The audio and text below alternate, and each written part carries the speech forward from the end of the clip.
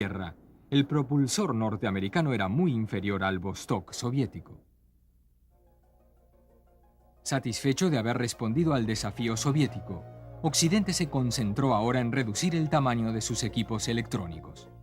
GWA Dumar, de los radares reales británicos, había hecho ya pequeños circuitos sobre silicio en 1957. Por su parte, el Laboratorio de Investigación y Desarrollo de Señales del Ejército Norteamericano, junto a técnicos de RCA, habían concebido la idea de armar los principales circuitos de sus equipos sobre placas que podían ponerse unas encima de otras y así reducir el tamaño. Los técnicos de Westinghouse habían propuesto la idea de la electrónica molecular, aunque no tenían claro cómo construir un modelo teórico ni qué estructura darle.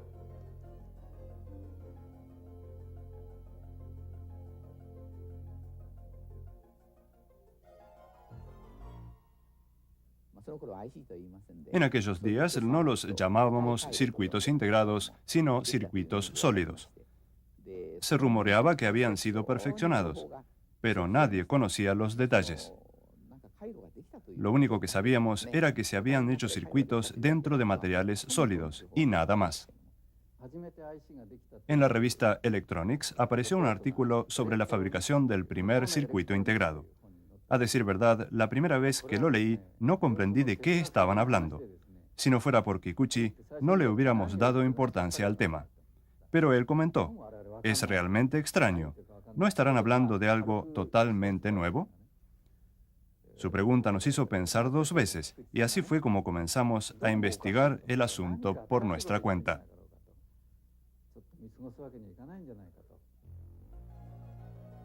Trabajando en el laboratorio de electrotecnia, Tarui y Denda trataron de fabricar un circuito de estado sólido usando sus propias ideas y tecnología.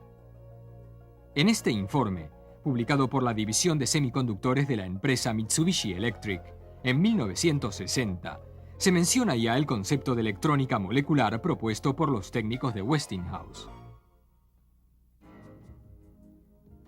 El presidente de la compañía, apasionado por el tema, ordenó a su gente trabajar independientemente en el mismo concepto, bajo un proyecto llamado Molectron. En ese entonces, la firma contaba tan solo con una tecnología rudimentaria para aumentar la resistencia del silicio por medio del grabado de líneas con agentes químicos. Los técnicos cubrieron la superficie de un cristal de silicio PN con parafina y la rayaron luego con un plumín. Al aplicar el agente químico, las partes sin parafina mostraron cierta resistencia, cuya magnitud variaba con la longitud de la raya.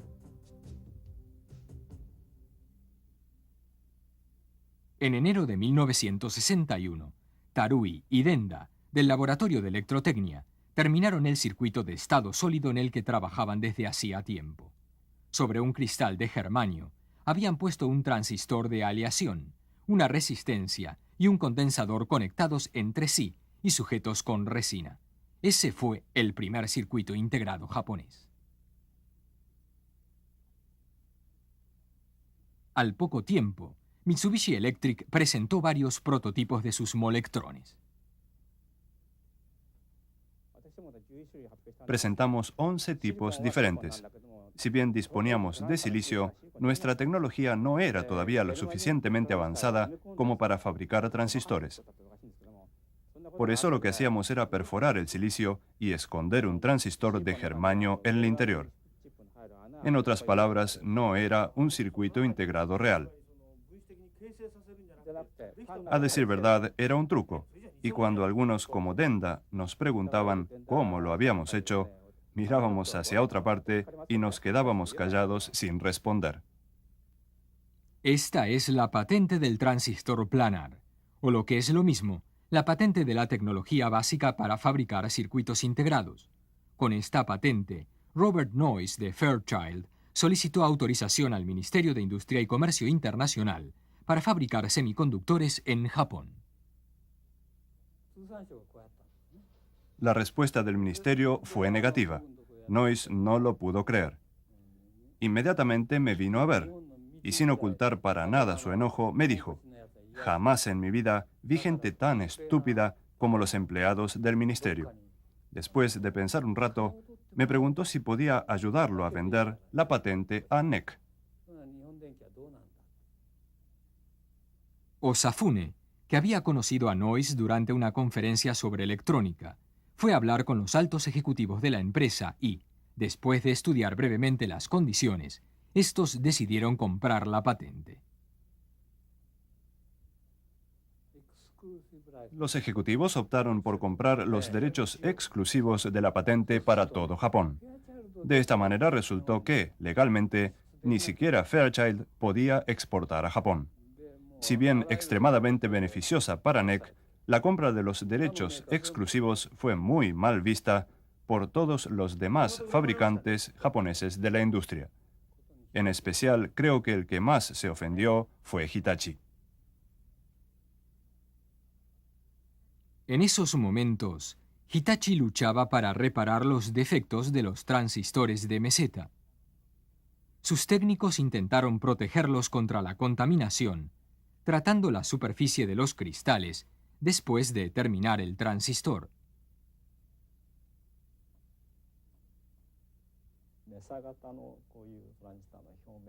Lo que hacíamos era cubrir el transistor de meseta terminado con una película delgada de óxido, por ejemplo, óxido de cuarzo, con la idea de proteger la superficie del vapor de agua y otras impurezas presentes en el aire que pudieran afectar su funcionamiento.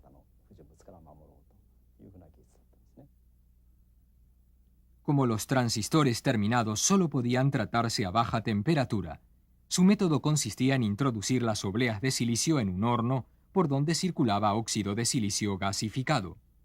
A su debido tiempo, sobre la superficie de las obleas, se formaba una película de óxido de silicio. Pero hacer una película mediante este proceso de gasificación a baja temperatura era completamente distinto al método de alta temperatura que estábamos acostumbrados a utilizar.